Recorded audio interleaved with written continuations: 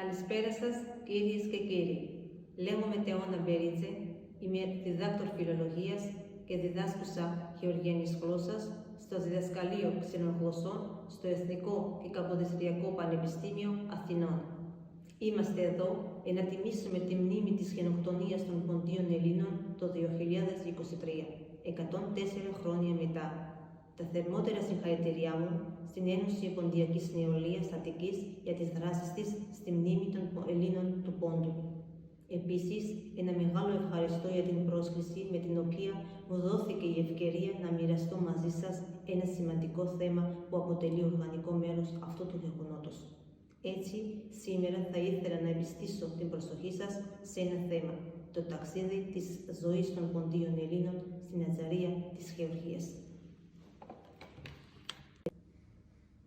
Η Γεωργία είναι χώρα στα όρια Ευρώπης-Ασίας, στην περιοχή του Καυκάσου, στην ανατολική ακτή της Μαύρης Θάλασσας και γεωγραφικά κατατάσσεται στην Ασία, αλλά θεωρείται πολιτικά και ιστορικά ευρωπαϊκό κράτος. Συνορεύει με την Ρωσία στα βόρεια, με την Τουρκία και την Αρμενία στα νότια και με το Αζερβαϊτζάν στα νότιο-ανατολικά. Υπάρχουν βαθύς ιστορικοί και φιλικοί δεσμοί μεταξύ της Γεωργίας και της Ελλάδας. Υπάρχουν ιστορικές φιλίες και πλούσιες πολιτιστικές σχέσεις μεταξύ του γεωργιανού και του ελληνικού λαού. Οι δύο λαοί έχουν επαφές εδώ και 35 αιώνες. Οι σχέσεις αυτές αναπτύσσονται κατά την αρχαιότητα, την ελληνιστική, τη ρωμαϊκή, τη βυζαντινή και την μεταβυζαντινή εποχή και φτάνουν ως τις ημέρες μας. Οι σχέσεις ανάμεσα στην Ελλάδα και τη Γεωργία αναπτύχθηκαν κατά την εποχή του πρώτου ελληνικού αποικισμού. Οι Έλληνες είναι παρόντες στη Γεωργία από την αρχαιότητα. Η σύνθεση του ελληνικού με το γεωργιανό στοιχείο συνέβαλε τα μέγιστα στην ίδρυση και ανάπτυξη πολλών αποικιών στην περιοχή της Γεωργίας. Το γεγονός αυτό αποδεικνύουν οι αρχαιολογικές ανασκαφές, κυρίως στην αρχαία πόλη Βάνη. Από την ίδια εποχή έχουμε και τα πρώτα γραπτά μνημεία, στα οποία αναφέρονται οι γεωργιανές φυλές και τα οποία παρέχουν σημαντικές πληροφορίες για το γεωργιανό κόσμο γενικότερα.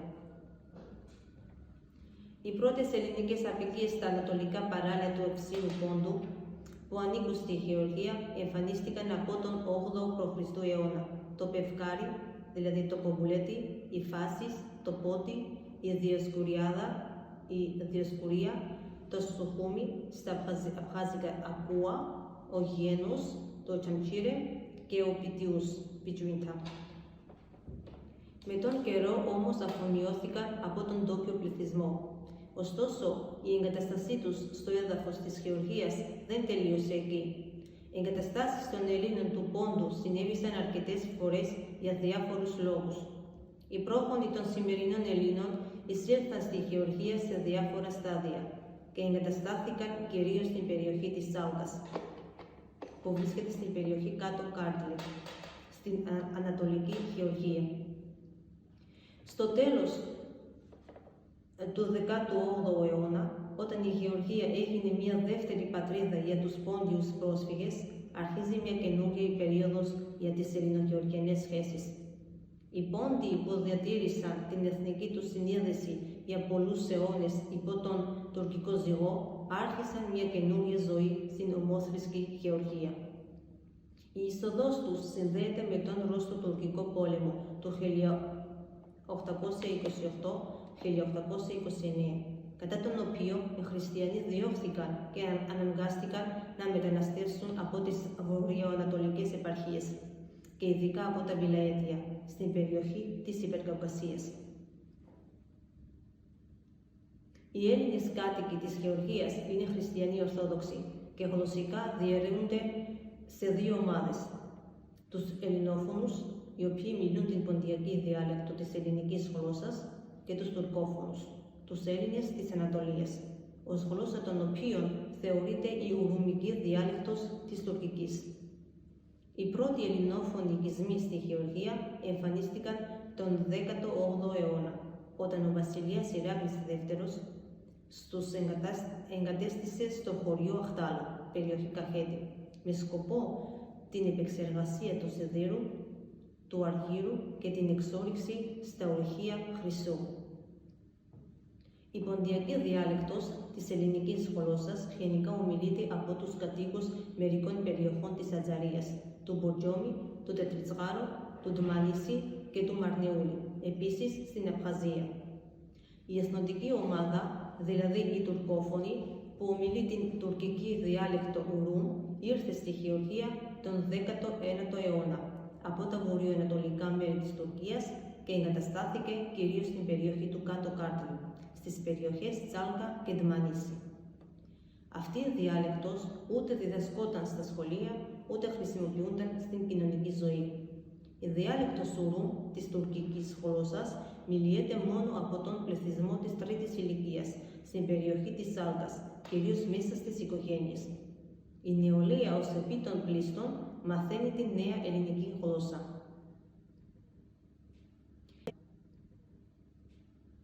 Σήμερα, η ελληνική ως ξένη γλώσσα διδάσκεται σε μερικά σχολεία της μέσης εκπαίδευσης της Γεωργίας κατ' επιλογή, π.χ. στην Τυφλίδα, στο Μπατούμ, το Αχαλτσίχεμ κτλ. Καθώς επίσης και στο Ινστιτούτο Κλασικών, Βυζαντινών και Νεοελληνικών Σπουδών του Κρατικού Πανεπιστημίου Τυφλίδας Ιβάνη Τζαβαχιშვίλη. Από το νέο ακαδημαϊκό έτος 2023-2024 θα ξαναρχίσει να λειτουργεί το Τμήμα Κλασικών, Βυζαντινών και Νεοελληνικών Σπουδών στο Κρατικό Πανεπιστήμιο Μπατούμ Σότα Ρουσταβέλη. Όταν οι Έλληνες ήρθαν να ζήσουν στο Μπατούμ, εκείνη την εποχή το Μπατούμ ήταν ακόμα ένας μικρός παραθαλάσσιος οικισμός. Ήταν η δεκαετία του 1860. Σε αυτή την περίοδο, το Μπατούμ βρισκόταν εντός των ορίων της Οθωμανικής Αυτοκρατορίας και δεν έμοιαζε και πολύ με πόλη. Οι Έλληνες ήρθαν από τις ακτές της Μαύρης Θάλασσας, που, όπως σημειώσαμε, βρίσκονταν εντός των ορίων της Οθωμανικής Αυτοκρατορίας και εγκαταστάθηκαν κοντά στη θάλασσα. Ο όρος Έλληνας του Πόντου στα γεωργιανά Πόντο Ελιπέρτζελη αναφέρεται επίσης σε Έλληνα που ζει στην περιοχή του Ευξήνου Πόντου. Το Μπατούμι η Μπατούμι είναι πόλη στα νοτιοδυτικά της Γεωργίας, πρωτεύουσα της αυτόνομης περιοχής της Ατζαρίας και σημαντικό λιμάνι της χώρας στη Μαύρη Θάλασσα. Το Μπατούμι, ονομασία που προέρχεται από το Βαθύν και αυτό από το αρχαιοελληνικό Βαθύν λιμίν, θεωρείται ότι βρίσκεται στην περιοχή που βρισκόταν η αρχαία Κολχίδα. Στις διηγήσεις των ποντίων της πρώτης γενιάς περίοδη θέση δίπλα στις ιστορικές κοιτίδες του ελληνισμού της Μαύρης Θάλασσας, όπως η Τραπεζούντα, η Κερασούντα, η Αμισός και η Συνόπη. Καταλαμβάνει και μια πόλη με ξενικό όνομα, το Μπατούμ, η οποία μάλιστα γεωγραφικά και ιστορικά δεν εντάσσεται σε αυτό που εννοούμε λέγοντας Πόντος. Ο ταξιδιώτης αναζητά απαντήσεις από τον Πόντο, προσπαθώντας να εντάξει την ατομική του ταυτότητα στον τόπο, να καλύψει τα κενά των οικογενειακών αφηγήσεων και να δημιουργήσει νέα σύνθετα βιώματα. Η ιστορική πατρίδα αποκτά υλική υπόσταση και η αόριστη, ασαφής και θόλη εικόνα συγκεκριμενοποιείται. Η συνάντηση αλλά και η συνύπαρξη με ντόπιους πληθυσμούς που μιλούν την ποντιακή διάλεκτο μετατοπίζει το ενδιαφέρον του ταξιδιώτη από τον μνημιακό πολιτισμό στους κατοίκους του Πόντου, καθώς αναδύεται μια νέα κοινή ποντιακή ταυτότητα. Οι Έλληνες κυρίως επέλεγαν τα ερειπωμένα και ερημωμένα χωριά της Γεωργίας και είχαν εγκατασταθεί εκεί. Η κύρια ακίνητη περιουσία των Ελλήνων ήταν τα εδάφη, τα οικόπεδα και τα χωράφια που έχουν διατηρήσει μέχρι σήμερα. Οι Πόντιοι ασχολούνταν κυρίως με αγροτικές εργασίες και στο εποχιακό όργωμα και τη σπορά συμμετείχαν όλα τα αρσενικά μέλη της οικογένειας. Επειδή τα έθιμά τους ήταν απολύτως συμβατά με εκείνα των Γεωργιανών, οι Έλληνες συνυπήρξαν αρμονικότατα με την Γεωργιανή κοινωνία. Οι πόντοι αναπτύσσονταν αρκετά σταθερά μετά από την εγκατάστασή τους στη Γεωργία. Ο αριθμός τους επίσης αυξανόταν. Το 1926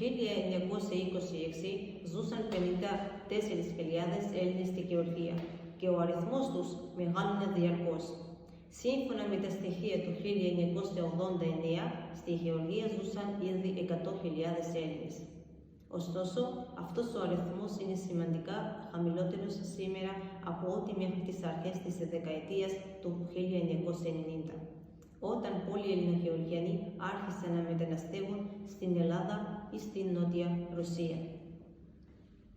Η μείωση του αριθμού των Ελλήνων προκλήθηκε από την ιδιαίτερη δραστηριότητα στο θέμα της επιστροφής στην ιστορική πατρίδα τους, την οποία διευκόλυνε και η ελληνική κυβέρνηση.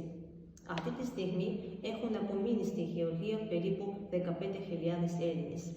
Η Γεωργία έχει σχεδόν αδειάσει εντελώς από τη νέα γενιά Ελλήνων και αποτελείται κυρίως από άτομα μεγαλύτερης ηλικίας. Οι Έλληνες του Πόντου στο Βατούμ έχουν κυρίως μεικτές οικογένειες. Όπως σημειώσαμε, η κοινότητα έφθινε εξαιτίας του μεγάλου κύματος επαναπατρισμού στην Ελλάδα και σήμερα ζουν περίπου 2.200 Έλληνες στην περιοχή της Ατζαρίας. Είναι σπάνιο σε μια οικογένεια και οι δύο γονείς να είναι Έλληνες, αλλά ακόμη και στις μικτές οικογένειες οι Πόντιοι διατηρούν τις παραδόσεις και την επαφή μεταξύ τους. Στις ελληνικές οικογένειες οι τελετουργίες που αφορούσαν τον γάμο και τον θάνατο τελούνταν κυρίως με ορθόδοξο τρόπο. Όπως προαναφέραμε, θρησκευτικά οι Έλληνες ήταν κυρίως χριστιανοί και ιδιαίτερα ορθόδοξοι. Αυτός ήταν ο λόγος που στη δεκαετία του 1840 ιδρύθηκαν για αυτούς 12 ενορίες. Αξιοσημείωτο είναι ότι οι Έλληνες στη Γεωργία βρήκαν έτοιμα προσκυνητάρια που δεν μετατράπηκαν καν και έτσι έγιναν δικοί τους ενοριακοί ναοί. Τα ίχνη των ποντίων γίνονται αισθητά καλύτερα στο παλιό Βατούμ. Η παλαιότερη εκκλησία στο Βατούμ είναι η εκκλησία του Αγίου Νικολάου, η οποία χτίστηκε από τους Έλληνες. Σημειώνεται και η ημερομηνία στον τοίχο της εκκλησίας, 1865, χρόνος θεμελίωσης.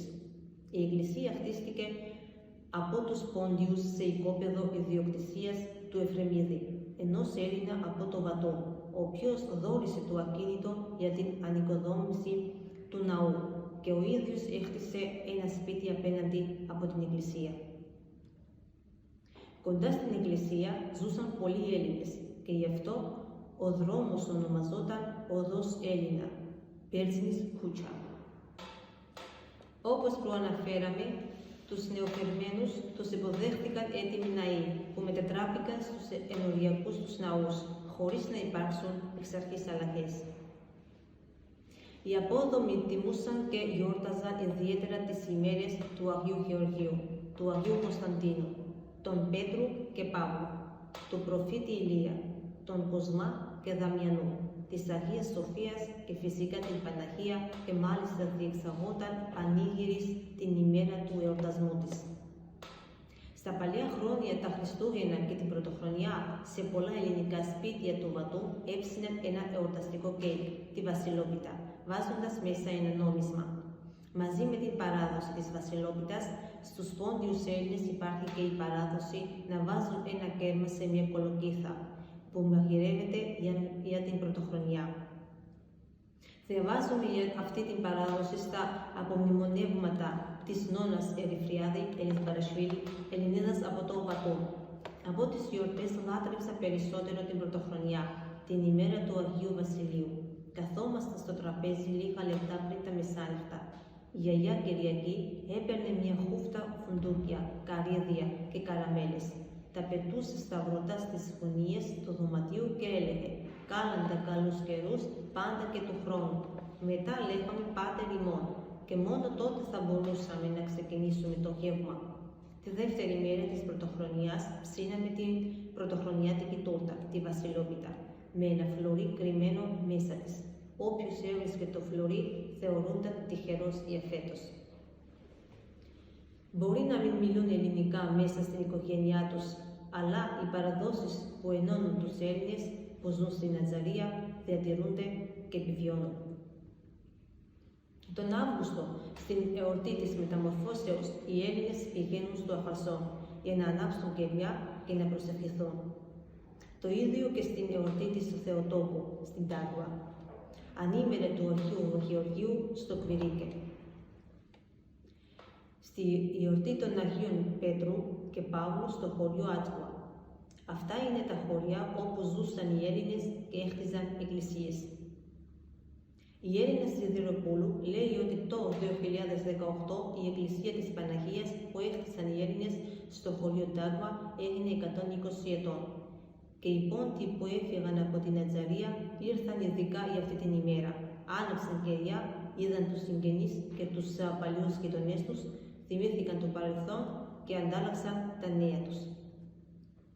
Μερικά από τα σπίτια στα χωριά της Νατζαρίας όπου έμεναν οι Έλληνες πουλήθηκαν, ενώ κάποια έκλεισαν και οι ιδιοκτήτες έρχονται κατά καιρούς για να δουν το σπίτι και τα πάτρια μέρη. Το ταφικό έθιμο των Γεωργιανών και των Ποντίων απαιτεί φαγητό και ποτό στα κημητήρια. Υπάρχει επίσης η παράδοση της ημέρας που οι Πόντιοι τη μοιράζονται με τους νεκρούς τους, πίνοντας κρασί, τρώγοντας μεζέδες και σουγκρίζοντας αυγά στα νεκροταφεία, πάνω στα μνήματα. Μετά το τέλος της Θείας Λειτουργίας, οι ιερείς, οι τοπικές αρχές και το πίμνιο κατευθύνονται στο κημητήριο. Οι ιερείς τελούν τρισάγιο σε κάθε τάφο. Οι συγγενείς τρώνε τραπεζομάντιλα στους τάφους και ακουμπούν τσουρέκια, κόκκινα αυγά, μεζέδες που προσφέρονται με χαρά και πίστη στην Ανάσταση. Η Κυριακή του Θωμά είναι αυτή που κατά κύριο λόγο μοιράζονται με τους νεκρούς, οι οποίοι θεωρείται ότι βρίσκονται στον επάνω κόσμο μετά την Ανάσταση. Το έθιμο αναβιώνει και τη Δευτέρα του Πάσχα, αλλά και τη Δευτέρα του Αγίου Πνεύματος. Η Κυριακή του Θωμά για τους Ποντίους είναι η μέρα μνήμης των νεκρών, ενώ για τους Γεωργιανούς αυτή η μέρα είναι η Δευτέρα του Πάσχα. Η ελληνική κοινότητα του Βατού καταγράφηκε τη δεκαετία του 90, όταν ο αριθμός των Ποντίων στην Νατζαρία μειώθηκε ριζικά και κατέστη απαραίτητο να διοργανωθούν από κοινού ορισμένες εκδηλώσεις για να διατηρηθεί η γλώσσα των Ελλήνων, οι παραδόσεις και ο πολιτισμός τους. Στην κοινότητα οι Έλληνες συγκεντρώνονται κατά περίοδους, ειδικά πριν από τις εορτές. Γιορτάζουν οπωσδήποτε την ημέρα της ελληνικής ανεξαρτησίας, την 25η Μαρτίου και διάφορες θρησκευτικές εορτές. Μία από τις τελευταίες συναντήσεις αυτού του είδους ήταν το Φεστιβάλ των Εθνικών Μειονοτήτων το 2017, όπου οι νέοι χόρεψαν σιρτάκι και παρουσίασαν εδέσματα της ελληνικής κουζίνας. Το σιρτάκι, ο ελληνικός εθνικός ύμνος, το σουγλάκι και το τζατζίκι είναι όλα γνωστά στους Έλληνες του Πόντου. Αρκετές εξέχουσες προσωπικότητες ελληνικής καταγωγής άφησαν το στίγμα τους στην ιστορία της Γεωργίας. Ο Οδυσσέας Δημητριάδης ήταν διάσημος διευθυντής ορχήστρας και είχε τον τίτλο του λαϊκού καλλιτέχνη στη Σοβιετική Ένωση. Ο διάσημος αρχιμουσικός διεύθυνε πολλές φορές την ορχήστρα του κρατικού θεάτρου του Βατού. Ο Τιμουλέων Τριανταφυλλίδης ήταν ιατρός γνωστός σε όλους στο Βατού. Ο διάσημος ιατρός στις 20 Νοεμβρίου 1896 ίδρυσε την εταιρεία ιατρών Βατού και το 1902 άνοιξε το πρώτο νοσοκομείο. Η συμβολή του Τριανταφυλλίδη στην καταπολέμηση της ελονοσίας ήταν ιδιαίτερα σημαντική. Ο γιατρός μελέτησε τα υποκείμενα αίτια της ελονοσίας. Υπάρχει ένα όμορφο διόροφο σπίτι στην οδό Ρουσταβέλη αριθμός 33 στο Βατό, με στρογγυλή βεράντα και μπαλκόνι. Το σπίτι αυτό ανήκε στον διάσημο γιατρό του Βατού, Τιμουλέοντα Τριανταφυλλίδη, ο οποίος ήταν ελληνικής καταγωγής. Το σπίτι του Τριανταφυλλίδη ήταν γνωστό σε όλους, υγιής και αρρώστος στο Βατό. Ο γιατρός ειδεύτηκε στον προαύλιο χώρο της Εκκλησίας του Αγίου Νικολάου στο Βατού. Ο Γεώργιος Γκουρτσίεφ ήταν μυστικιστής, φιλόσοφος. Το 1919 ίδρυσε στην Τυφλίδα το Ινστιτούτο για την Αρμονική Ανάπτυξη του Ανθρώπου. Ο Αβρίλιος Απόλλιος ήταν ο αρχιτέκτονας της Εκκλησίας του Αγίου Στεφάνου, του πρωτομάρτυρος στην Αντιόχεια της Σχέτας. Η εκκλησία χτίστηκε μεταξύ του 4ου και 5ου αιώνα. Η ελληνική ζωή στη Γεωργία και ειδικότερα στην επαρχία της Ατζαρίας και την πρωτεύουσά της, το Βατού, απέκτησε έναν δικό της χώρο στη γη της πατρίδας μου. Έγραψε μια ιδιαίτερη σελίδα στην ιστορία της χώρας αυτής και γενικά έπαιξε έναν πολύ σημαντικό ρόλο μέσα από την επαφή χιλιάδων ετών των δύο αυτών λαών. Η επαφή αυτή τους έφερε και πιο κοντά, επειδή ρίχνοντας μια ματιά στις ελληνογεωργιανές σχέσεις, εύκολα καταλαβαίνει κανείς ότι πρόκειται για ολόκληρο σύστημα αλληλεπιδράσεων. Ένα από τα σημαντικά κομμάτια του οποίου είναι ο ποντιακός ελληνισμός στη Γεωργία. Ένα ταξίδι της ζωής των ποντίων Ελλήνων στην Ατζαρία της Γεωργίας.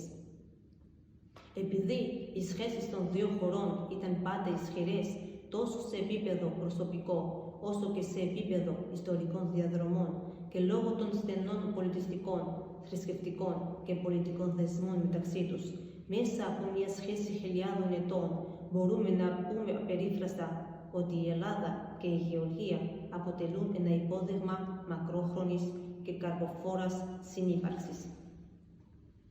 Σας ευχαριστώ για την προσοχή σας.